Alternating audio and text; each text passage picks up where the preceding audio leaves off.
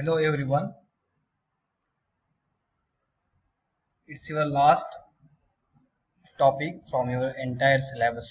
Okay, topic number 20, that is hospital manufacturing.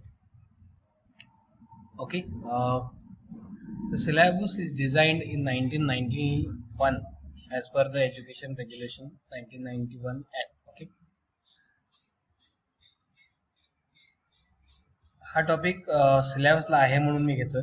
Okay, कारण आत्ता सध्याला तरी कुठल्याच हॉस्पिटलमध्ये कुठल्याच मेडिसिन्स मॅन्युफॅक्चर होत नाहीत किंवा तुम्ही ऐकलंही नसाल. ओके, हे सिलेबसला आहे म्हणून आपण हे कव्हर करतोय. ओके, हा तुमचा शेवटचा टॉपिक असेल. Okay, hospital manufacturing. ओके, त्याचं थोडंसं इंट्रोडक्शन बघूया आपण. Introduction: the hospital or institute should have its own manufacturing facilities. Okay, the manufacturing facilities मध्ये काय काय असलं पाहिजे बघा. Quality of medicines. Up to some extent, unfair practice by the supplier leads to supply of substandard medicines. Okay, up to some extent असं म्हणलं त्याने. Okay, unfair practice means what? That particular manufacturer does not follow the GMP guidelines as well as GLP guidelines. Okay, GMP means what? Good manufacturing practices and good laboratory practices, GLP. Okay, तो follow न केल्यामुळे काही substandard medicines तयार होऊ शकतात. Okay, next number second, unavailability of drugs. Certain drugs either due to the less margin of profit or and quantity of the order is less, remaining out of stock in the market. Okay, तीन particular profile मध्ये हा particular unavailability of drugs classify केलेला आहे. Number 1 आहे margin कमी असेल तर profit मध्ये. ओके, नंबर सेकंड आहे प्रोबॅबिलिटी सांगितली त्यांनी, quantity of the order is less. Okay, त्या पर्टिक्युलर मेडिसिनचं ऑर्डर क्वांटिटीज कमी असेल किंवा ऑर्डर प्रिपरेशनच कमी असेल. आणि थर्ड एक प्रोबॅबिलिटी त्यांनी सांगितलेलं आहे की it remain out of stock in the market. Okay, out of stock असेल तर.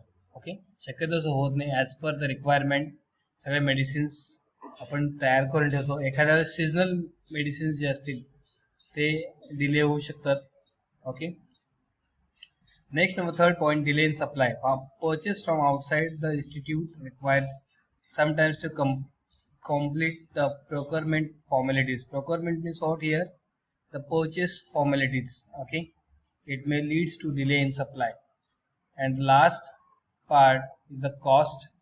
It is the most important factor. If the daily requirement of the medicine is in large quantities which is above the break even point, it is point at which no profit or no loss occurs. Okay, त्याला आपण break even point असं म्हणतो. Break even point कधी येतं? जेव्हा तुमच्याकडे कसल्याच प्रकारचं प्रॉफिटही नसतं, फायदाही नसतो आणि कसलंही लॉस नसतं. ओके, त्याला आपण काय म्हणायचं? Break even point. ओके, हा इंट्रोडक्टरी पार्ट आहे, त्याच्यावरती कुठल्याच टाईपचे क्वेश्चन येणार नाही आहेत. ठीक आहे, नेक्स्ट हेडिंग बघा इकडे, economic consideration. Okay, make or buy decisions of hospital manufacturing unit. Okay, economic consideration आपण कसं करू शकतो बघा. त्याला आपण estimation of the make and buy decision of hospital manufacturing specially pharmaceutical supplies असं म्हणतो आपण. तुम्हाला हे फॉन्ट साईज थोडंसं मोठं दिसावं म्हणून मी काय केलं, हे झूम करून दाखवतोय. Okay, prime activity of the hospital pharmacy is to ensure supply of medicines to the patient either by manufacturing in the pharmacy itself or by purchasing from outside pharmaceutical companies through institutional supply. Okay, hospital manufacturing चा पहिलं prime activity काय बघा.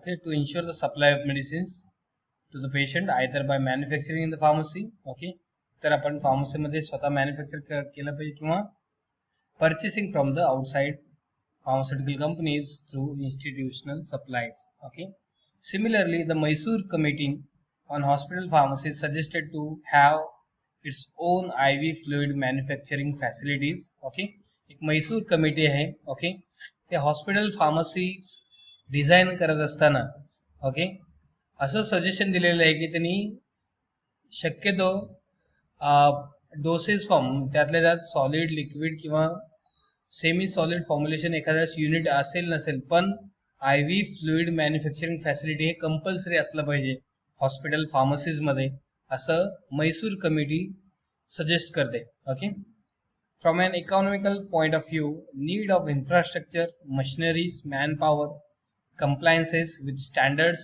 of FDA and working capital is essential to run a manufacturing unit. Okay, हे सगळे काय दिले तुम्हाला, प्रोबॅबिलिटीज दिलेले आहेत.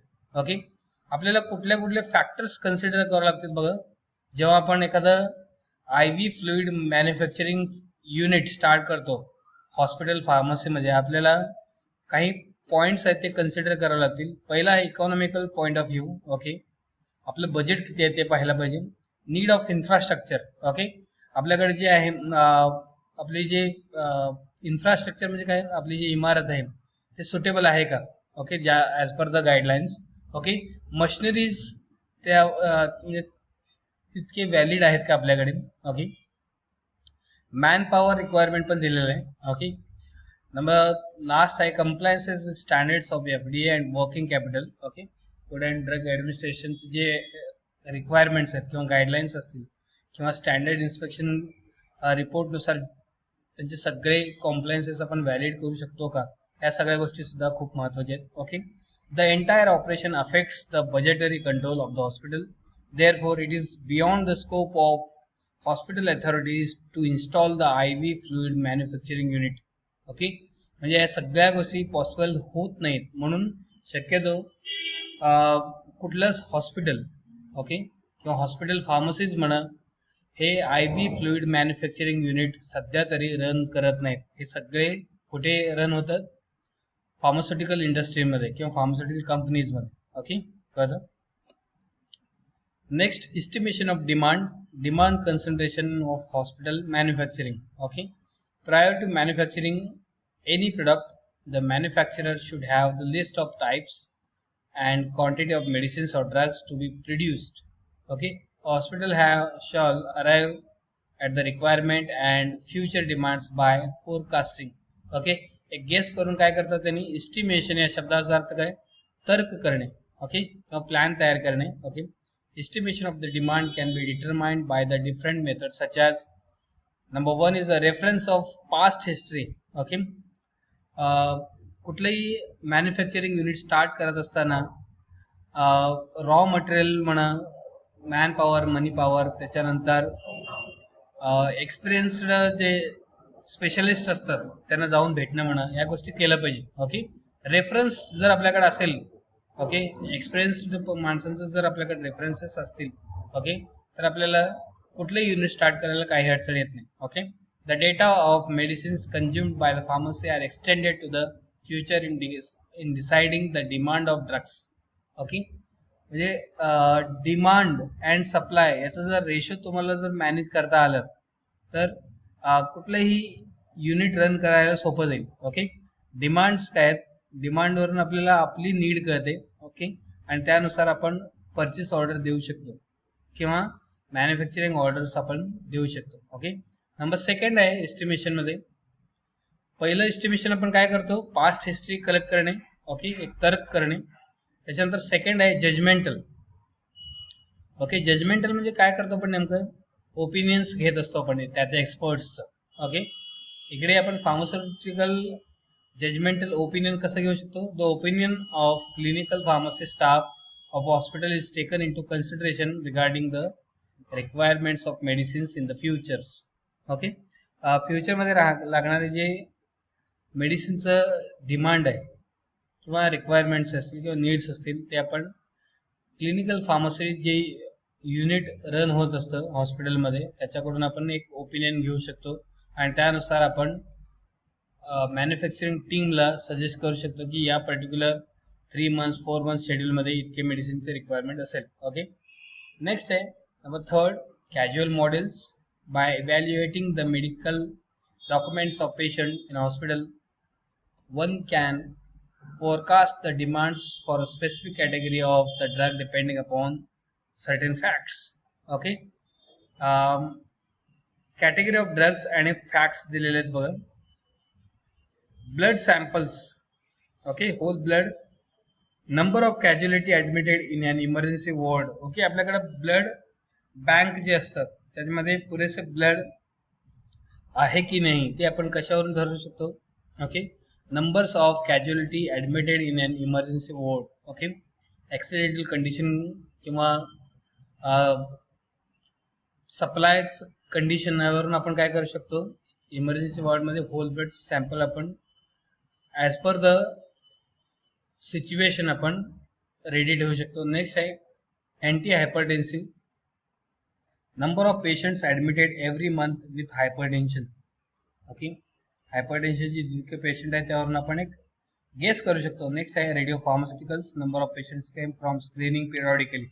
Okay, next unit cost, the total cost per unit is calculated by assuming that the land and premises are owned and no rent is paid on an account of it. It is calculated by using formula unit cost. म्हणजे single cost काढायचं आहे आपल्याला. Unit या शब्दाचा अर्थ आहे single cost per unit is equal to total cost divided by total number of units packed. Okay, याच्यावरून आपण काय करू शकतो सांगा, टोटल कॉस्ट काढू शकतो is equal two variable cost plus fix cost. Okay, where variable cost is includes cost of raw materials. Okay, raw materials cost सुद्धा आपण त्यामध्ये इन्क्लूड करतो. त्याच्यानंतर cost of packaging materials, utility expenses, wedges, wedges म्हणजे मजुरी म्हणतो आपण त्याला, सॅलरी पण म्हणू शकता तुम्ही. ओके, नेक्स्ट आहे स्टरल manufacturing. in 1616 the discovery of blood circulation by Harvey gave a base to formulate parenterals in the form of injectables and intravenous admixtures and fluids. The word parenterals is derived from a Greek word para means beside, enteron means gastrointestinal tract.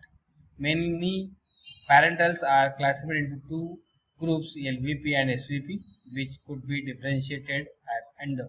Okay, LVP stands for large volume parenterals and SVP for small volume parenterals. Okay, इथे differentiate करून LVP आणि SVPचं त्यांनी pack size पासून ते uses पर्यंत सगळे guidelines दिले आहेत, ते एकदा बघून घ्या.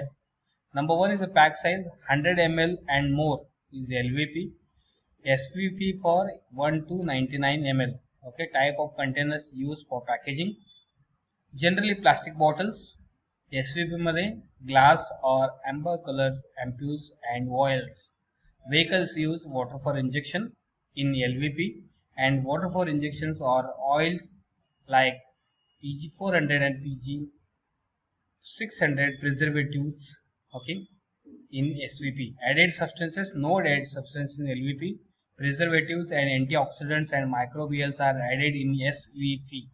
Okay, sterilization, terminal sterilization process is applied in LVP, and in SVP generally aseptic fill techniques is used, administered with IV set, okay, intravenous set, and in SVP with syringes and needles. Uses for the clinically as supportive measures or nutrients. SVP is acts as a diagnostic or therapeutic responses or purposes. Okay, here the PG stands for what your propylene glycols, PG 400 and PG 600. Okay, this 400 and 600 is nothing but the chemical grades. Okay, कळतं. आपण इतकंच part घेऊया, राहिलेला part आपण next online लेक्चरला घेऊया. Okay, thank you.